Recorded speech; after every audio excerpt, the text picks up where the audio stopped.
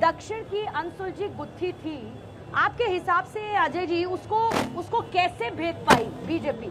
रणनीति क्या रही, या फिर अपने मजबूत कदम वहां पर कैसे रखे? क्योंकि जाहिर है कि सक्सेस तो होने के लिए उसका रेट हायर होना चाहिए, लेकिन कम से कम अपनी वहां पर जगह बना पाई। ये बीजेपी की कौन सी रणनीति के आधार पर आपको लगता है कि कर पाई? भारतीय जनता पार्टी 2022 से उत्तर प्रदेश में चुनाव जीतने के बाद से अपने आप को उन सीटों पर फोकस कर रही थी जहां भारतीय जनता पार्टी ने अपना परफॉर्मेंस अच्छा नहीं किया था। ऐसी 122 सीटें आइडेंटिफाई की गई थी और उसके बाद भारतीय जनता पार्टी ने 8 समितियां बनाई थी। इन 8 सीटों के पास ये जिम्मेदारी थी कि इन सभी 122 सीटों पर भारतीय जनता पार्टी की पकड़ और पहुंच को कैसे मजबूत किया जा सकता है। अगर आप देखें तो इसका एक पूर्वानुमान हमने 2014 के बाद उत्तर पूर्व राज्यों पर भारतीय जनता पार्टी का जो फोकस है असम सहित उस पर देखा था, और उसकी परिणति ये है कि आज असम से लेकर पूरे उत्तर पूर्वी राज्यों में भारतीय जनता पार्टी की अपनी एक अलग छाप है, एक अपना वोट बैंक है।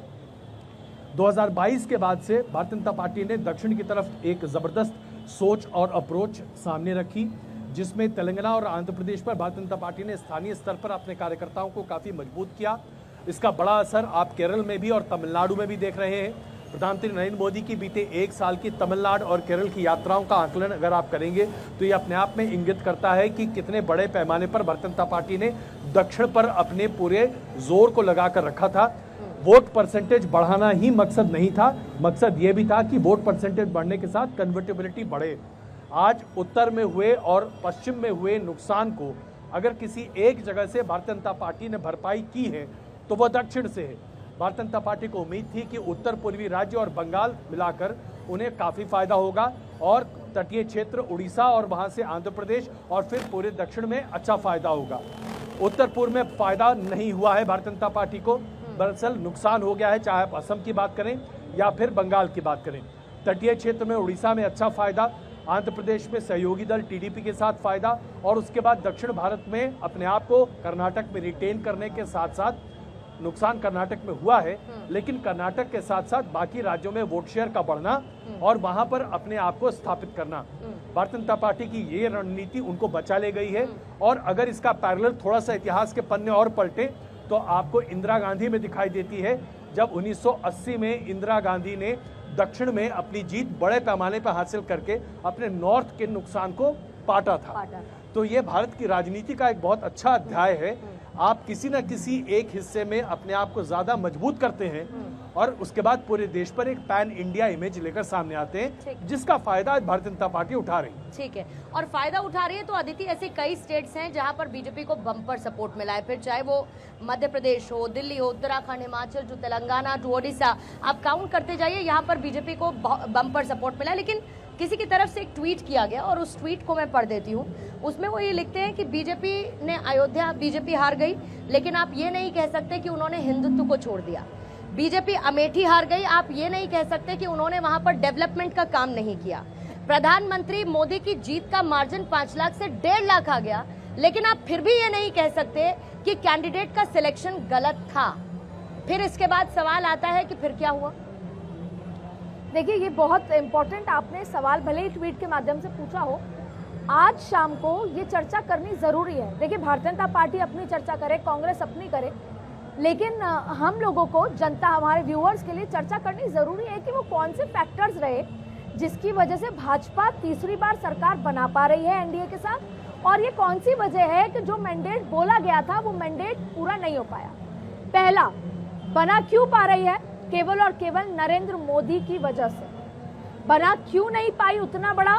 तो देखिए, बहुत ज्यादा एंटी इनकम्बेंसी कैंडिडेट को लेकर थी, जहां पर भारतीय जनता पार्टी ने प्रत्याशी नहीं बदले। दिल्ली में बैठे हैं, चांदनी चौक पे बैठे हैं, दिल्ली की 7 में से 6 सीटों में प्रत्याशी बदले गए। अगर प्रत्याशी नहीं बदले जाते तो शायद नतीजे ऐसे नहीं होते, क्योंकि उनके लिए एंटी इनकम्बेंसी जमीन पर थी। ऐसे ही आप उत्तर प्रदेश ले लें या दूसरे राज्यों की बात कर लें, प्रत्याशी को लेकर, सांसद को लेकर नाराजगी थी, फिर भी प्रधानमंत्री ने कहा कि आप मेरे कामों को दीजिए आप वोट। लेकिन कई जगह, जैसे स्मृति ईरानी का जिक्र करें, she is a fantastic women, वो कैबिनेट मंत्री रही, वो मुखर होकर बात करती हैं, पर जब मैं अमेठी गई उनका काम करने का तरीका, अंदाज वो सबसे अलग है। लेकिन जब मैं अमेठी गई तो वहाँ के लोगों ने कहा कि उनसे अप्रोचेबल नहीं थी वो, उनसे एक्सेसिबिलिटी नहीं थी। और एक बहुत बड़ा मुद्दा था कि अस्पताल बंद कर दिया गया, संजय गांधी अस्पताल। ऐसे बहुत सारे मुद्दे थे, पर एक मेजर मुद्दा था, हमें वो आदमी चाहिए अगर रात को 2 बजे जरूरत है तो सांसद के घर जाएं और सांसद मिले। हालांकि हमने सवाल किया कि राहुल गांधी मिलेंगे, तो ये अलग अलग बातें हैं। तो एक पहला मुद्दा था कि कैंडिडेट से नाराजगी, इंटरनल फाइटिंग को लेकर, कैंडिडेट सिलेक्शन भी एक बड़ा सवाल था, और एक 400 पार का नैरेटिव देना। कई बार कार्यकर्ता, जिन कार्यकर्ताओं को धन्यवाद देने आ रहे हैं, वो कार्यकर्ता थोड़ा लेबैक भी हो गए थे, लेड बैक, और दूसरा फटीक, एक इन जनरल बोर्डम, एक फटीक। और जहां पर बात वाराणसी की है, तो जाहिर तौर पे वाराणसी एक विस्तृत चर्चा का विषय है, उस पर भी हम करेंगे। आई थिंक अदिति, तस्वीरें इस वक्त देखने लगी हैं क्योंकि आपको अमित शाह नजर आएंगे, राजनाथ सिंह आपको इस वक्त तस्वीरों में नजर आएंगे अभिवादन कार्यकर्ताओं का स्वीकार करते हुए। और इसके साथ थोड़ी ही देर बाद प्रधानमंत्री नरेंद्र मोदी पहुंचेंगे बीजेपी दफ्तर, जिसकी लाइव तस्वीरें हम आपको लगातार दिखा रहे हैं। और जाहिर है कि प्रधानमंत्री का संबोधन होगा उन कार्यकर्ताओं के लिए जिनको जीत का श्रेय प्रधानमंत्री ने दिया है। रेड कारपेट बिछ चुका है, स्वागत की तैयारी प्रधानमंत्री मोदी के, और किसी भी वक्त बीजेपी दफ्तर प्रधानमंत्री पहुंच जाएंगे, वो तस्वीरें आप तक पहुंचाएंगे। लेकिन जिलानी साहब, क्योंकि मैंने ट्वीट के माध्यम से एक सवाल अदिति से पूछा, तो उसी ट्वीट के माध्यम से एक सवाल आपसे भी पूछती हूँ, जो थोड़ी देर पहले जिसका जिक्र अजय जी ने भी किया था। लोग कह रहे हैं कि हमको एक स्टेबल गवर्नमेंट चाहिए थी, मतलब बीजेपी अकेले 272। अब आप भूल क्या जाइए। अच्छा, इसी बीच में प्रधानमंत्री जी पहुंच चुके हैं, जरा तस्वीरें इस वक्त दिखा दें। नरेंद्र मोदी इस वक्त पहुंच चुके हैं बीजेपी दफ्तर। इससे पहले जेपी नड्डा, अमित शाह बीजेपी मुख्यालय पहुंचे, राजनाथ सिंह की आपने तस्वीरें देखी, और अब प्रधानमंत्री नरेंद्र मोदी भी पहुंच चुके हैं बीजेपी दफ्तर, और जोर जोर से उनका स्वागत इस वक्त किया जा रहा है। एक्सक्लूसिव तस्वीरें इस वक्त भारत 24 पर आपके सामने हैं। बीजेपी मुख्यालय, प्रधानमंत्री मोदी की मौजूदगी है, कार्यकर्ताओं को संबोधित उनकी तरफ से किया जाएगा, और कार्यकर्ताओं को न सिर्फ धन्यवाद प्रधानमंत्री देंगे बल्कि उनमें जोश भरने की कोशिश भी करेंगे। और अदिति, अमूमन हमने ये देखा है कि किसी भी चुनावी जीत के बाद अगले काम में प्रधानमंत्री जुट जाते हैं, तो आज कार्यकर्ताओं को संबोधित करेंगे, धन्यवाद देंगे, और अगला उनका होमवर्क क्या है, क्या ये भी बता देंगे? देखिए, सबसे पहले तो आज कार्यकर्ता को धन्यवाद देंगे, जो हमेशा देखा है, राजस्थान, मध्य प्रदेश, छत्तीसगढ़, बड़ी जीत, कार्यकर्ताओं को धन्यवाद। आज कार्यकर्ताओं को भी धन्यवाद देंगे, आज जनता को भी धन्यवाद देंगे, युवा नारी शक्ति को भी देंगे, और साथ में आज देखिएगा कि उनके भाषण में एक इमोशन का उबार आपको देखने को मिलेगा। लंबे समय से आप देखिए कि जब चुनाव आयोग ने जारी किया था अधिसूचना, तब तक वो 100 रैलियां कर चुके थे। तो होमवर्क की आप बात कर रही हैं, और आप देखिए कि यहाँ आने से पहले उन्होंने होमवर्क किया है, सरकार का नहीं, G7 में वो जाने वाले हैं इटली, उससे पहले भारत की तरफ से क्या रिप्रेजेंटेशन होने वाला है, भारत G7 में किन मुद्दों को रखने वाला है, उसकी तैयारी अपने ब्यूरोक्रेट्स के साथ करके आए हैं, और आज जाकर भी 125 दिन के मैंडेट की तैयारी करेंगे। लेकिन फिलहाल ये तस्वीरें बेहद खास हैं, क्योंकि भारतीय जनता पार्टी के कार्यकर्ता देश भर में ये चाहते थे कि तीसरी बार नरेंद्र मोदी को प्रधानमंत्री बनते देखे, भाजपा की सरकार देखे, भले ही एनडीए के साथ, लेकिन आज वो सपना मुकम्मल हो रहा है, जो आज की स्थिति में जहां वोटर का मन पल पल बदलता है। आधे से ज्यादा राज्यों में तो ऐसा है, 5 साल इसकी सरकार, 5 साल उसकी सरकार। एग्जाम्पल के तौर पे मध्य प्रदेश, छत्तीसगढ़, राजस्थान 5 साल से ज्यादा मैंडेट नहीं देती जनता। तीसरी बार 15-20 साल जो 11वें साल मैंडेट दिया जा रहा है, यह आज के सिनेरियो में बड़ी बात है। ऐसी स्थिति में आप सुनिएगा, एक एक बात वो अध्यक्ष को देंगे, जेपी नड्डा को धन्यवाद, वर्कर्स को देंगे, वो सभी लोगों को धन्यवाद देंगे, और हर किसी तक अपनी बात पहुंचाने के लिए उनका जिक्र भी आज देखिएगा। प्रधानमंत्री का भाषण हमेशा की तरह एक अलग तरीके, यानी कि उनके एक एक शब्द को डिकोड करने की जरूरत पड़ेगी और उसको समझने की जरूरत पड़ेगी। लेकिन जब तक ये तस्वीरें दिखा रहे हैं, जिलानी साहब, अपनी बात को पूरा कर देती हूँ। ये भी कह रहे हैं कि लोग, लेकिन अब कुछ चीजों को आपको अलविदा कहना पड़ेगा। आपको अलविदा कहना पड़ेगा यूसीसी को, आपको अलविदा कहना पड़ेगा एनआरसी को, आपको अलविदा कहना पड़ेगा काशी मथुरा को, आपको अलविदा कहना पड़ेगा जुडिशियल रिफॉर्म्स को और आपको अलविदा कहना पड़ेगा एबॉलिशन ऑफ वक्फ एक्ट, क्योंकि बीजेपी के पास अकेले 272 नहीं है। देखिए पूर्णिमा जी, भारतीय जनता पार्टी ने जब पालनपुर अधिवेशन हुआ था और उस अधिवेशन में जो चीज मैनिफेस्टो में डाला गया, चाहे वो राम मंदिर हो, चाहे मेरा देश मेरी माटी, कश्मीर से गुवाहाटी का नारा देके 370 का, उसको हमने अपना कर्तव्य मान के क्रियान्वित किया। हमने राम मंदिर बनाया, अपना कर्तव्य समझ के उसे क्रियान्वित किया। हमने जमीन पे 370 हटाया, हमने अपना कर्तव्य मान के क्रियान्वित किया। तो आप ये समझ लें कि हम जिसको रेड कारपेट पर इस वक्त प्रधानमंत्री चलते हुए नजर आ रहे हैं। जरा इन तस्वीरों को एक बार इलाबोरेट कर दूं और उसके बाद आपके पास आऊंगी। और ये देखिए किस तरीके से प्रधानमंत्री का इस वक्त स्वागत होता हुआ नजर आ रहा है। रेड कार्पेट पर वॉक करते हुए आपको नजर आएंगे प्रधानमंत्री मोदी। बीजेपी दफ्तर में जेपी नड्डा, अमित शाह, राजनाथ सिंह उनके स्वागत के लिए आपको खड़े हुए नजर आएंगे। लेकिन आप देखिए मंच की एक तरफ आपको नजर आएंगे अमित शाह और साथ ही राजनाथ सिंह, वहां पर रिसीव करेंगे नरेंद्र मोदी को रेड कार्पेट पे इस वक्त वॉक करते हुए। और जिस तरीके से कार्यकर्ताओं का उत्साह है अजय सर, कार्यकर्ताओं का उत्साह ये बताने के लिए काफी है कि उम्मीद थी कि हैट्रिक लगाएंगे और वो उम्मीद पूरी हुई।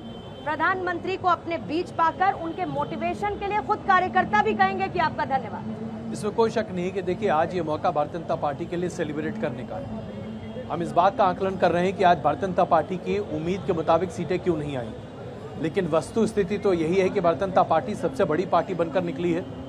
जीत उनके पास है, सरकार बनाने का मुद्दा उनके पास है। हाँ, एक कोएलिशन गवर्नमेंट होगी, लेकिन इसके पहले भी भारत में कोएलिशन गवर्नमेंट्स का बहुत अच्छा और सफल इतिहास रहा है। आप चाहे नरसिम्हा राव की सरकार देखिए, वाजपेयी जी की सरकार देखिए, उसके बाद मनमोहन सिंह जी की 2 सरकारों को देखिए, सफल इतिहास है, इसमें कहीं कोई दिक्कत नहीं है। वो बात अलग है सर कि 27 साल तक ऐसी कोएलिशन गवर्नमेंट के चलते महिला आरक्षण बिल नहीं आया। वो बात अलग है कि राम मंदिर नहीं बन पाया। वो बात अलग है कि बड़े काम नहीं हो पाए।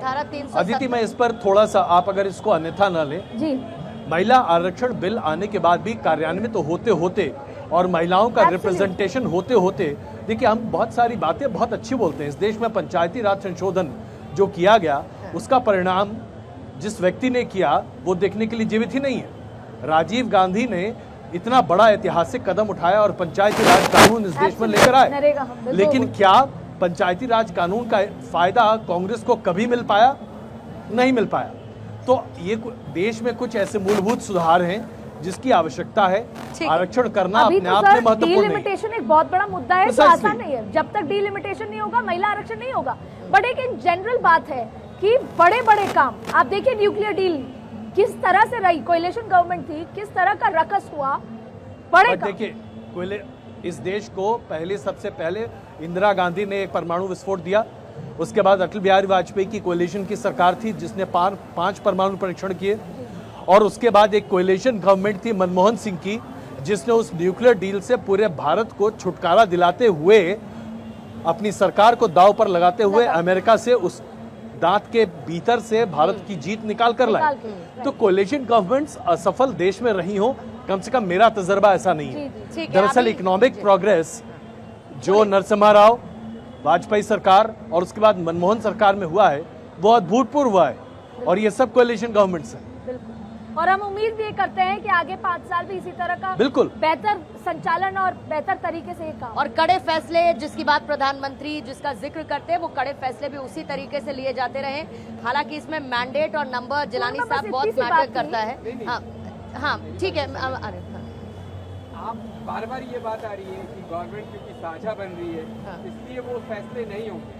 हमारे पास जब सबसे ज्यादा नंबर 19 में था, 14 में था, तब भी हमने अपने जो साझा। प्रधानमंत्री जी मंच पर आ गए जिलानी साहब, और ये तो देखिए आपके लिए खास लम्हा है, हमारे लिए तो अद्भुत क्षण है, बहुत बहुत अद्भुत क्षण है, और क्योंकि जीत का जश्न हो रहा है। और ये देखिए मौजूद कार्यकर्ताओं को विक्ट्री साइन दिखाते हुए, उनका अभिवादन स्वीकार करते हुए इस वक्त आपको नजर आ रहे हैं प्रधानमंत्री। सभी अपना अपना स्थान ग्रहण करें। और पीछे क्या लिखा है? पीछे लिखा हुआ है धन्यवाद भारत। प्रधानमंत्री मोदी भारत की हर एक जनता को 140 करोड़ भारतवासियों को वहां पर मौजूद बीजेपी के कार्यकर्ताओं को धन्यवाद देने के लिए पहुंचे हैं, क्योंकि नतीजे आ चुके हैं और नतीजों के बाद बीजेपी हेडक्वार्टर्स में जश्न का इस वक्त माहौल है, जीत का जश्न और प्रधानमंत्री का भव्य स्वागत किया गया है। अनुज यात्रा साहब, बधाई दे दीजिए आज तो। बोलिए भारत माता की, भारत माता की।